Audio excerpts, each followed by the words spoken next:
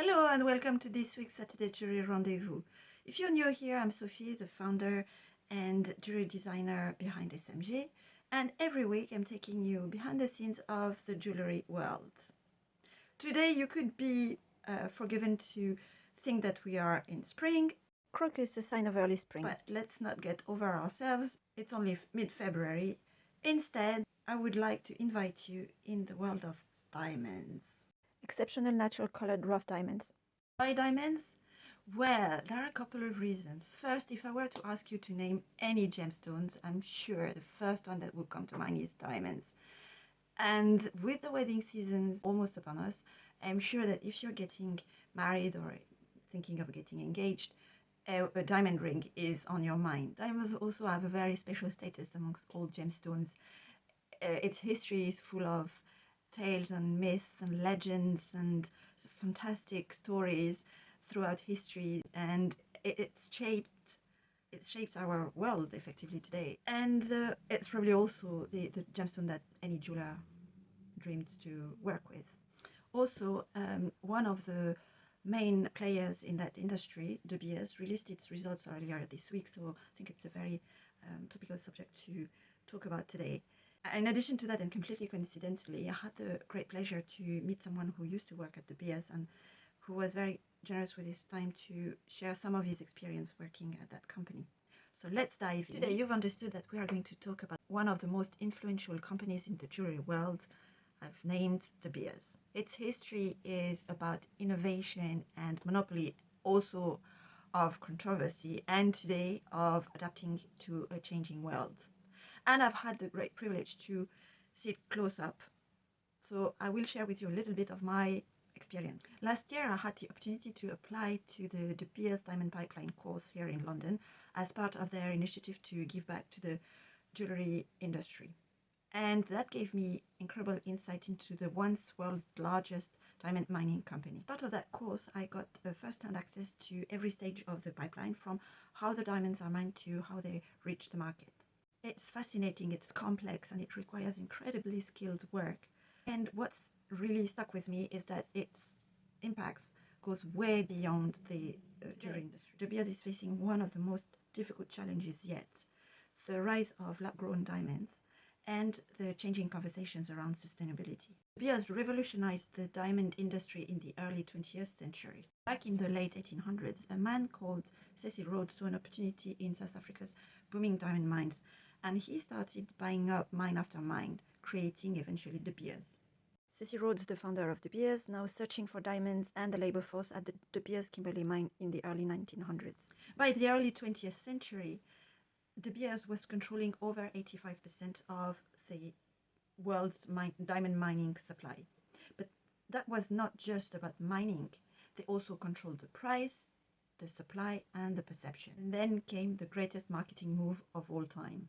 You have to remember that prior to 1947, the majority of engagement rings and wedding rings did not feature diamonds.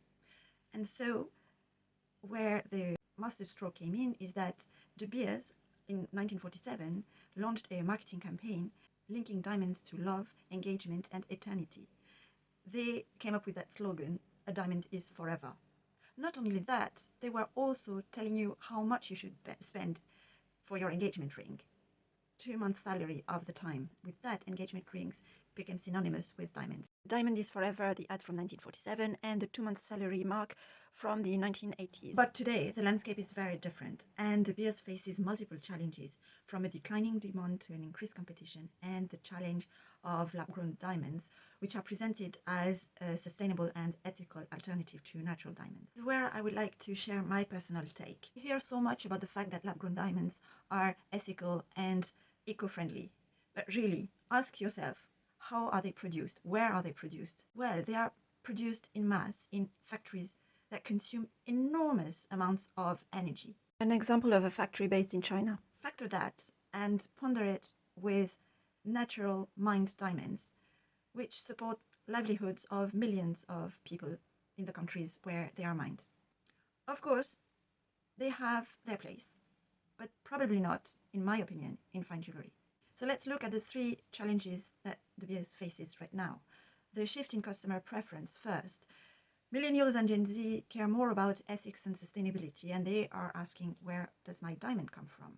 The second challenge is that market saturation, because effectively, there is one thing you need to know, is that unlike gold, diamonds don't have a global fixed price that's set, so the resale value is uncertain. And with the increase of diamonds in circulation, the perceived rarity of natural gemstones is shifting.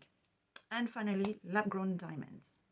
Advances in technology means that now diamonds can be produced in lab environments in a matter of weeks instead of naturally over millions of years.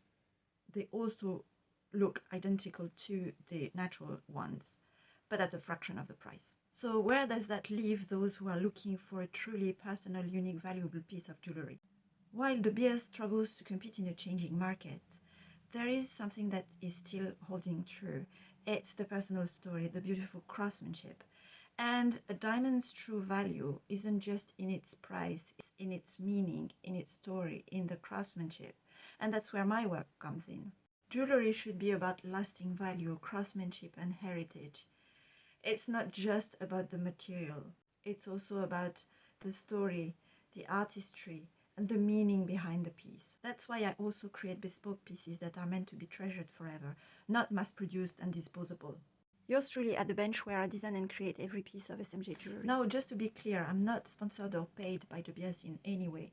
My views are my own and based on my knowledge and experience in the industry. I believe in informed choices when it comes to jewelry. That's why if you're considering a diamond piece, it's important that you understand the full picture that goes beyond the marketing. That's why I've created the SMG Legacy gift card for those who want a truly unique piece. Available on smg.com. Designed just for them, whether it's an engagement ring, a modern heirloom, or a repurposed sentimental stone. So as De Beers faces new challenges, I think it's the perfect time to rethink what a diamond means to you. If you're looking for something more than just a stone, if you want a piece with real history, craftsmanship, and personal meaning, let's create something together. So what do you think? Have you ever considered how the diamond industry is evolving? Do you own a piece of jewelry with a special story?